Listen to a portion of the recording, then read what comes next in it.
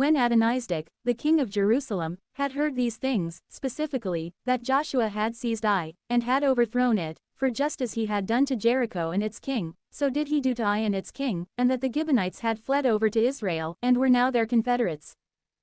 He was very afraid, for Gibeon was a great city, and was one of the royal cities, and was greater than the town of Ai, and all its warriors were very strong.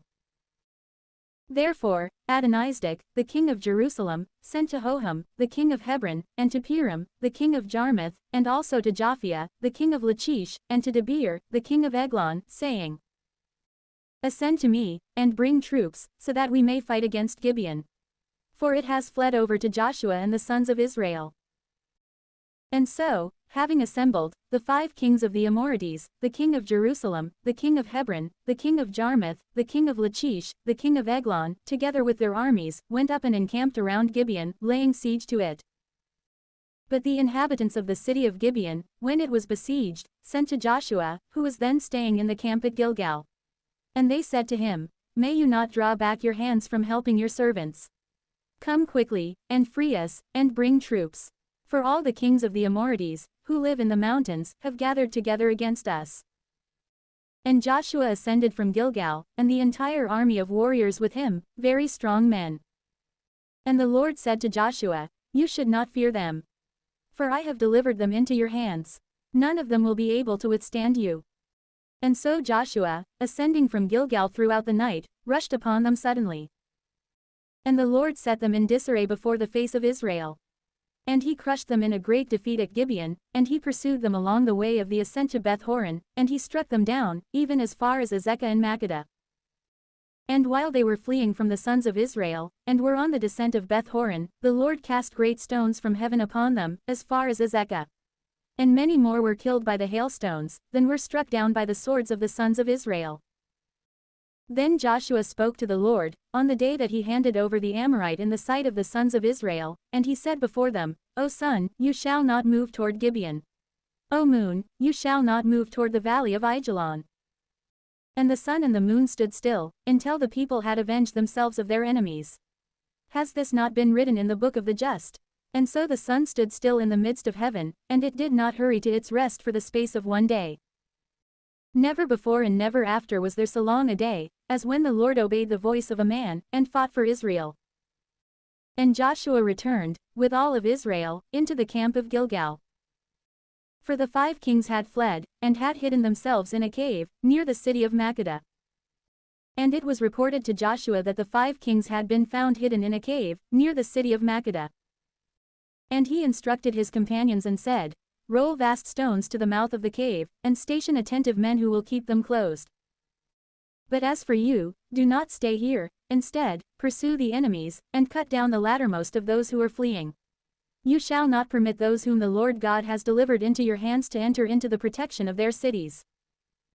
Thus, the adversaries were struck down in a great defeat, and having been nearly consumed, even to utter annihilation, those who were able to escape from Israel entered into fortified cities. And the entire army returned to Joshua at Makkedah, where they were then encamped, in good health and in their full numbers. And no one dared to move his tongue against the sons of Israel. And Joshua instructed, saying, Open the mouth of the cave, and bring forward to me the 5 kings, who are hidden within it. And the ministers did just as they had been ordered. And they led out to him the 5 kings from the cave, the king of Jerusalem, the king of Hebron, the king of Jarmuth, the king of Lachish, the king of Eglon.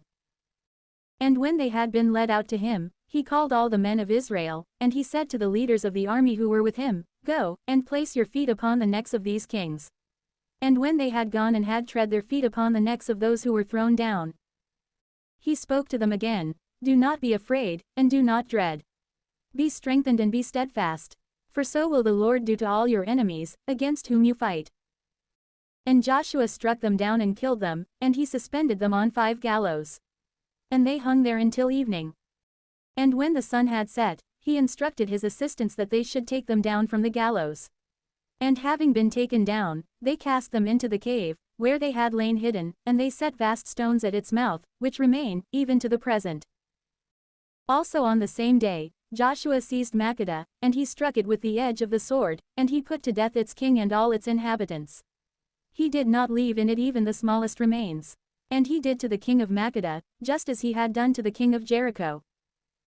Then he went on, with all of Israel, from Makkedah to Libnah, and he fought against it. And the Lord delivered it, with its king, into the hands of Israel. And they struck the city with the edge of the sword, and all its inhabitants. They did not leave in it any remains. And they did to the king of Libnah, just as they had done to the king of Jericho. From Libnah, with all of Israel, he went on to Lachish. And taking positions around it with his army, he besieged it. And the Lord delivered Lachish into the hands of Israel, and he seized it on the following day, and he struck it with the edge of the sword, and every soul that was in it, just as he had done to Libnah. At that time, Horam, the king of Gezer, went up so that he might assist Lachish. And Joshua struck him with all his people, even unto utter annihilation. And he went on from Lachish to Eglon, and he surrounded it. And he also defeated it on the same day. And he struck all the souls that were in it with the edge of the sword, in accord with all that he had done to Lachish. He also ascended, with all of Israel, from Eglon into Hebron, and he fought against it. He seized it and struck it with the edge of the sword, likewise with its king, and all the towns of that region, and all the souls that were staying in it. He did not leave any remains in it. Just as he had done to Eglon, so also did he do to Hebron, consuming with the sword all that he found within it. Returning from there to Debir, he seized it and laid waste to it, likewise with its king. And all the surrounding towns, he struck with the edge of the sword. He did not leave in it any remains. Just as he had done to Hebron and Libnah, and to their kings, so did he do to Debir and to its king. And so Joshua struck the entire land, the mountains, and the south, and the plains, and the descending slopes, with their kings. He did not leave in it any remains, but he put to death all that was able to breathe, just as the Lord, the God of Israel, had instructed him. From Kadesh Barnea, as far as Gaza, with all the land of Goshen, as far as Gibeon. And all their kings and their regions, he seized and destroyed with a single attack. For the Lord, the God of Israel, fought on his behalf.